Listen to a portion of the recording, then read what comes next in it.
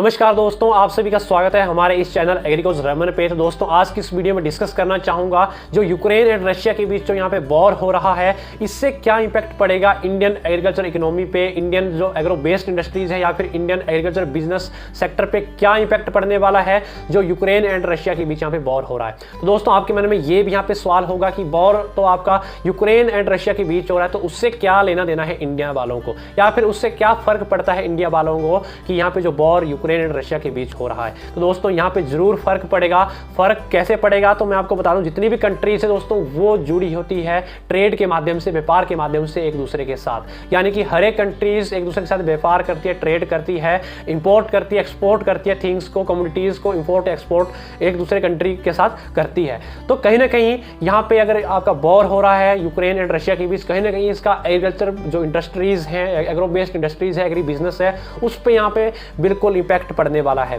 क्योंकि युद्ध जो होता है, युद्ध से किसी का भी फायदा नहीं है। अगर देखा जाए कहीं ना कहीं हम सभी का इससे नुकसान है। अगर यूक्रेन और रशिया के बीच में अगर युद्ध हो रहा है तो उससे कहीं ना कहीं हमें भी नुकसान होने वाला है, उससे कोई फायदा नहीं होने वाला है। तो दोस्तों आपको मैं बिल्कुल यहाँ पे डाटा के थ्रू आपको बताना चाहूंगा जो यहाँ पे मेन इफेक्ट पड़ेगा एग्रीकल्चर पे, जो युद्ध हो रहा है यूक्रेन एंड रशिया पे। तो दोस्तों सबसे पहले बात आती है, यूक्रेन और रशिया जो है ये बिग एक्सपोर्टर है व्हीट का, यानी कि गेहूं की यहाँ पे सबसे ज्यादा एक्सपोर्ट किया जाता है दूसरी कंट्रीज में, सेवरल कंट्रीज में यहाँ से गेहूं एक्सपोर्ट किया जाता है। अगर हम FAO food and agriculture organisation की बात करें, उसका जो डाटा कहता है, वो डाटा ये कहता है कि रशिया वर्ल्ड में 20% एक्सपोर्ट करता है व्हीट को, और दूसरी तरफ यूक्रेन भी आपका 10% वर्ल्ड में व्हीट को एक्सपोर्ट करता है, यानी कि 20% रशिया व्हीट दूसरी कंट्रीज को दे रहा है वर्ल्ड की, पूरे वर्ल्ड की अगर तुलना करें, और 10% आपका यूक्रेन दे रहा है अदर कंट्रीज में व्हीट को, गेहूं को दे रहा है। तो कहीं ना कहीं यहाँ पे बात आती है कि इंपैक्ट इसका जरूर पड़ेगा, क्योंकि जो कंट्रीज इसके ऊपर डिपेंड है, अगर हम व्हीट की बात करें, जो अफ्रीका कंट्री है, अफ्रीका बिल्कुल डिपेंड है आपकी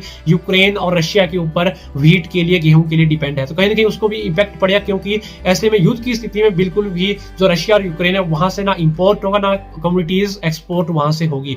तो दोस्तों ऐसे में जो अफ्रीका जो कंट्री है उसको कहीं ना कहीं और अल्टरनेटिव ढूंढना पड़ेगा व्हीट के लिए, गेहूं के लिए, गेहूं की पूर्ति के लिए, क्योंकि जो रशिया और यूक्रेन है वहां पे तो इस टाइम पे युद्ध चला है, वॉर चला हुआ है, वो तो बिल्कुल एक्सपोर्ट और इंपोर्ट नहीं करेगा, क्योंकि वहां पे बिल्कुल एग्रीकल्चर क्षतिग्रस्त हो चुका है। तो कहीं ना कहीं यहाँ पे जो इंपैक्ट पड़ेगा वो अफ्रीका जो कंट्री उस पे पड़ने वाला है, क्योंकि वो बिल्कुल डिपेंड है दोनों कंट्रीज के ऊपर व्हीट के लिए। तो उसको कहीं ना कहीं कोई और अल्टरनेटिव यहाँ पे ढूंढना पड़ेगा। और कहीं ना कहीं यहाँ पे बात आती है प्राइस की। तो अगर यहाँ पे जो कंट्रीज डिपेंड है व्हीट के लिए, तो ऑटोमेटिकली बात आती है प्राइस की, बाई प्राइस यहाँ पे बिल्कुल आपके बढ़ेंगे, व्हीट के प्राइस उन कंट्रीज के बढ़ेंगे। अगर हम इंडिया की बात करें, इंडिया पे गेहूं का कोई भी इंपैक्ट नहीं पड़ने वाला है, क्योंकि अगर इंडिया की बात करें, इंडिया में जो गेहूं की जो स्टोरेज है भी 24.2 मिलियन टन स्टोरेज इंडिया में है गेहूं की, जो कि 2 गुना है, यानी कि खाने से 2 गुना ज्यादा भी स्टोरेज है गेहूं की। तो गेहूं का यहाँ पे कोई इंपैक्ट नहीं पड़ेगा। दोस्तों यहाँ पे हम बिल्कुल बात कर लेते हैं जो यूक्रेन कंट्री है, यहाँ पे जो पैदावार होती है, जो यहाँ पे प्रोडक्शन सबसे ज्यादा होती है वो होती है दोस्तों यहाँ पे कॉर्न पे होती है, सनफ्लावर पे होती है, राय पे होती है, बार्ले पे होती है, सीड ऑयल पे यहाँ पे प्रोडक्शन सबसे ज्यादा होती है। और ये जो एक्सपोर्ट करता है वो यूरोप पे सबसे ज्यादा यहाँ पे एक्सपोर्ट किया जाता है यूक्रेन से, कॉर्न हो, चाहे फिर आपका सनफ्लावर हो, सीड ऑयल हो, या फिर आपका बार्ले हो, या फिर आपका राय हो। तो दोस्तों अगर हम दोनों कंट्रीज की बात करें, रशिया एंड यूक्रेन की बात करें, तो वर्ल्ड की तुलना में 80% सनफ्लावर ये एक्सपोर्ट करती है, सप्लाई करती है डिफरेंट कंट्रीज में, और दूसरी तरफ कॉर्न जो है, कॉर्न को 19% सप्लाई करती है वर्ल्ड की तुलना में दूसरी कंट्रीज में एक्सपोर्ट कर रही है यूक्रेन एंड रशिया। कहीं ना कहीं इस पे भी यहाँ पे इंपैक्ट पड़ेगा। और अगर हम 2021 का डाटा देखें तो मेन इंपैक्ट इसका पड़ने वाला है ईस्ट जो एशिया कंट्रीज है वहां भी पड़ने वाला है, और अफ्रीका भी पड़ने वाला है, क्योंकि 70% व्हीट की जो इंपोर्ट करता है वो करती है इंपोर्ट कंट्रीज, जो ईस्ट एशिया कंट्रीज है और अफ्रीका कंट्रीज है वो इंपोर्ट करती है यूक्रेन एंड रशिया से व्हीट को 70%। ये 2021 का डाटा है। और अगर दोस्तों यहाँ पे हम बात करें चाइना की, चाइना एक बिग इंपोर्टर है, किसका, कॉर्न का है, जो कि डिपेंड है रशिया एंड यूक्रेन के ऊपर, यानी कि यहाँ पे चाइना 2021 का जो डाटा है, चाइना सबसे ज्यादा कॉर्न को इंपोर्ट करता है यूक्रेन एंड रशिया से। कहीं ना कहीं इस पे भी यहाँ पे चाइना पे भी इंपैक्ट पड़ने वाला है, उसको भी कोई अदर अल्टरनेटिव यहाँ पे ढूंढना पड़ेगा, और बाकी जो अदर कंट्रीज है उनको भी कोई और अल्टरनेटिव यहाँ पे ढूंढना पड़ेगा। ऐसे में क्या होगा कि जो भी कमोडिटीज है, जो भी जो एग्रीकल्चर जो प्रोडक्ट्स हैं, ये इनके क्या होंगे, यहाँ पे बिल्कुल प्राइस बढ़ेंगे, जो भी कमोडिटीज है इनके यहाँ पे प्राइस बढ़ने वाले है। इस पे यहाँ पे जो एग्रीकल्चर इकोनॉमी है इस पे बिल्कुल इफेक्ट यहाँ पे पड़ने वाला है, जो यहाँ पे वॉर हो रहा है यूक्रेन एंड रशिया के बीच में। तो अगर हम यहाँ पे इंडिया की बात करें तो इंडिया मेजर ट्रेडिंग पार्टनर नहीं है यूक्रेन एंड रशिया का, बट तब भी कुछ ना कुछ जो जो सेक्टर्स हैं, कुछ जो कम्युनिटीज है, उसमें प्रॉब्लम्स क्रिएट कर सकता है रशिया एंड यूक्रेन का जो वॉर हो रहा है। इंडिया भी कुछ ना कुछ कहीं ना कहीं कुछ सेक्टर्स में ये बिल्कुल जो इम्पैक्ट पड़ेगा, कुछ ना कुछ यहाँ पे नुकसान इंडिया को भी होने वाला है। तो उसके ऊपर भी यहाँ पे बिल्कुल डिस्कस कर लेते हैं क्या इम्पैक्ट पड़ेगा इंडियन एग्रीकल्चर इकोनॉमी पे, इंडिया की जो एग्रो बेस्ड इंडस्ट्रीज है उस पर क्या इम्पैक्ट पड़ने वाला है। तो दोस्तों अगर मैं आपको यहाँ पे प्रीवियस ईयर का डाटा बताऊं, यानी कि 2021 का आपको डाटा बताऊं, सबसे पहले हम बात कर लेते हैं यूक्रेन एंड इंडिया के बीच जो ट्रेडिंग होती है, जो व्यापार होता है, तो उसके बारे में बात कर लेते हैं। दोस्तों यहाँ पे मैं आपको बता दूं, जो यहाँ पे बायलैटरल ट्रेडिंग है, बायलैटरल ट्रेडिंग का मतलब होता है कि जो दो कंट्रीज हैं वो आदान प्रदान करती है कमोडिटीज का, यानी कि कुछ जो कमोडिटीज है वो दूसरी कंट्री को देती है और उसके बदले में दूसरी कंट्री से कुछ कमोडिटीज लेती है, वो होता है बायलैटरल ट्रेडिंग। तो यहाँ पे अगर हम बात करें जो यूक्रेन और इंडिया के बीच में जो बायलैटरल ट्रेडिंग होती है, वो दोस्तों 2021 का जो डाटा है $3.1 बिलियन की यहाँ पे बिल्कुल कमोडिटीज यहाँ पे ट्रेडिंग की जाती है, $3.1 बिलियन। दोस्तों अगर हम इसमें से बात करें जो यहाँ पे जो बायलैटरल जो ट्रेडिंग होती है यूक्रेन एंड इंडिया के बीच में, वो $3.1 बिलियन कमोडिटीज यहाँ से एक्सपोर्ट और इंपोर्ट की जाती है। अगर हम इसमें से बात करें इंडिया की, जो इंडिया यहाँ से सप्लाई करता है यूक्रेन के लिए, वो करता है $510 मिलियन की कमोडिटीज को, यानी कि $3.1 बिलियन में से $510 मिलियन यहाँ से इंडिया सप्लाई करता है कमोडिटीज यूक्रेन के लिए, यानी कि लेने की तुलना में देता बहुत ही कम है इंडिया यूक्रेन को। यानी कि यूक्रेन से जो यहाँ पे ट्रेडिंग हो रही है सबसे ज्यादा लेने की हो रही है, इंपोर्ट ज्यादा हो रहा है, एक्सपोर्ट इंडिया से कम हो रहा है। यानी कि अगर बात करें 3.1 जो बिलियन की ट्रेडिंग हो रही है इंडिया और यूक्रेन के बीच में, उसमें से सिर्फ और सिर्फ $510 मिलियन की यहाँ से एक्सपोर्ट की जा रही कम्युनिटीज और इंपोर्ट इसके अलावा जो बचती है वो इंपोर्ट की जा रही है, यानी कि इंडिया ज्यादा ले रहा है, दे कम रहा है। मेनली अगर बात करें जो इंडिया एक्सपोर्ट करता है उसमें सबसे ज्यादा मेनली जो प्रोडक्ट्स आते हैं वो फार्मा प्रोडक्ट्स हैं, जिसकी 32% यहाँ पे एक्सपोर्ट करता है अदर कंट्रीज की तुलना में इंडिया यूक्रेन के लिए, यानी कि सप्लाई कर रहा है फार्माक्यूटिकल जो प्रोडक्ट्स है, फार्मा प्रोडक्ट्स है, उसमें से आपके जो 32% है वर्ल्ड की तुलना में वो एक्सपोर्ट कर रहा है, सप्लाई कर रहा है इंडिया यूक्रेन के लिए। और जो प्रोडक्ट्स हैं जो इंडिया यूक्रेन के लिए देता है, सप्लाई करता है, उसमें आपके स्टील हो गया, ये आयरन हो गया आपका, और आपका जो इंस्ट्रूमेंट्स हो गए, टेलीकॉम इंस्ट्रूमेंट्स हो गए, एग्रोकेमिकल जो हो गए, कॉफी हो गए, वो इंडिया एक्सपोर्ट करता है, वो सप्लाई करता है यूक्रेन के लिए। तो यहाँ पे जो सप्लाई किया इंडिया ने वो $510 मिलियन की जो कम्युनिटीज है वो सप्लाई करता है इंडिया यूक्रेन के लिए, और यूक्रेन से जो इंडिया लेता है वो इसके अलावा जो बचता है $3.1 बिलियन की यहाँ पे टोटल ट्रेडिंग होती है इंडिया यूक्रेन के बीच में। तो दोस्तों यहाँ पे जो इंडिया जो एक्सपोर्ट कर रहा है $510 मिलियन की जो कम्युनिटीज एक्सपोर्ट कर रहा है, कहीं ना कहीं उस पर भी इम्पैक्ट पड़ने वाला है, क्योंकि यहाँ पे वॉर चल रहा है, तो ये भी बिल्कुल एक्सपोर्ट नहीं होगा इस स्थितियों में। और अगर हम दोस्तों यहाँ पे बात करें इंपोर्ट की, तो यूक्रेन से जो इंडिया जो इंपोर्ट करता है कमोडिटीज, उसमें से $2.6 बिलियन की यहाँ पे इंपोर्ट करता है, तो बहुत ज्यादा है जो इंपोर्ट करता है, यानी कि जो इंडिया लेता है यूक्रेन से $2.6 बिलियन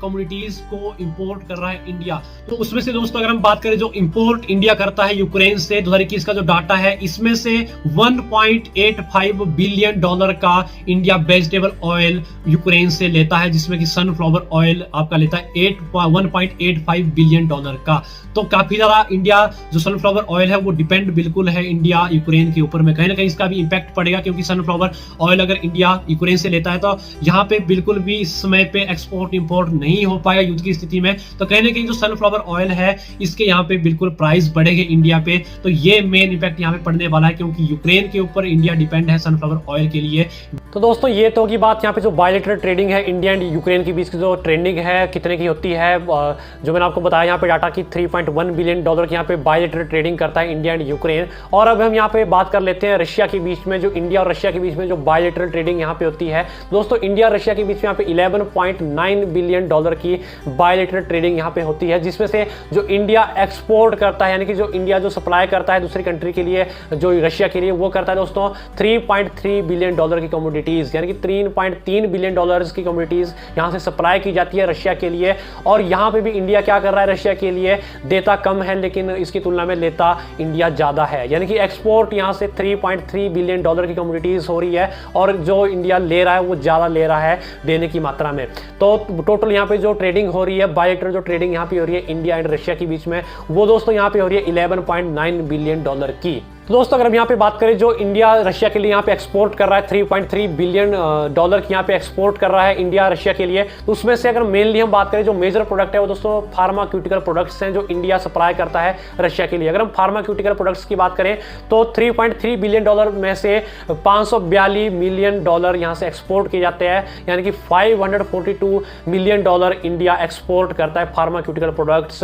रशिया के लिए। तो ये होगी एक्सपोर्ट की बात। बाकी अदर कमोडिटीज भी हैं जो यहाँ से इंडिया से एक्सपोर्ट की जाती हैं रशिया के लिए। तो दोस्तों अगर हम बायलैटरल ट्रेडिंग में अगर बात करें हम इंपोर्ट की, जो इंडिया इंपोर्ट करता है रशिया से, जो लेता है, जो रशिया इंडिया के लिए सप्लाई करता है, उसमें जो मेनली आपके जो यहाँ पे अगर बात करें तो 8.6 बिलियन डॉलर की यहाँ पे इंपोर्ट करता है इंडिया रशिया से, यानी कि रशिया इंडिया से कमोडिटीज लेता है 8.6 बिलियन डॉलर की, जो कि 2021 का डाटा है। दोस्तों अगर हम यहाँ पे इंपोर्ट की बात करें, जो इंडिया इंपोर्ट कर रहा है यानी कि जो रशिया इंडिया के लिए सप्लाई कर रहा है, उसमें जो मेनली जो प्रोडक्ट्स आते हैं वो आते हैं दोस्तों क्रूड ऑयल हो गया, पेट्रोलियम प्रोडक्ट्स हो गया, और आपके गोल्ड हो गया, या फिर आपका प्रीशियस मेटल हो गया, प्रीशियस स्टोन हो गया, कोल हो गया। ये जो प्रोडक्ट्स हैं ये रशिया इंडिया के लिए सप्लाई करता है, यानी कि इंडिया इंपोर्ट करता है रशिया से। तो 8.6 बिलियन डॉलर के ये प्रोडक्ट्स हैं जो रशिया से इंडिया लेता है। तो कहीं ना कहीं इस पर भी यहाँ पे डायरेक्ट इंपैक्ट पड़ने वाला है। तो इसके भी यहाँ पे पेट्रोलियम के यहाँ पे प्राइस बढ़ने वाले हैं। बाकी जो फर्टिलाइजर हैं वो भी इंडिया इंपोर्ट करता है रशिया से, यानी कि रशिया से इंडिया में कुछ परसेंट फर्टिलाइजर वहां से आते हैं।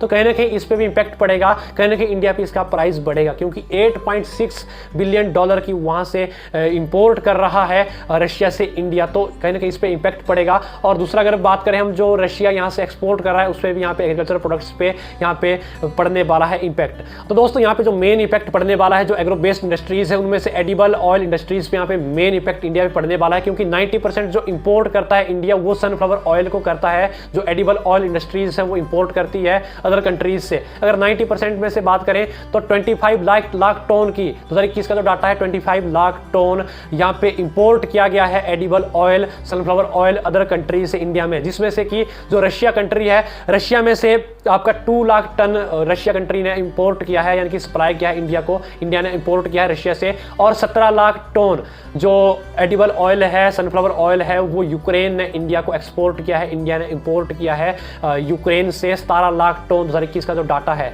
तो कहीं ना कहीं इस पर भी इंपैक्ट पड़ेगा, क्योंकि इतनी ज़्यादा मात्रा में जो एडिबल ऑयल इंडस्ट्रीज है वो डिपेंड है रशिया और यूक्रेन के बीच में, क्योंकि 90% जो यहाँ से इंपोर्ट हो रहा है रशिया और यूक्रेन ही सनफ्लावर ऑयल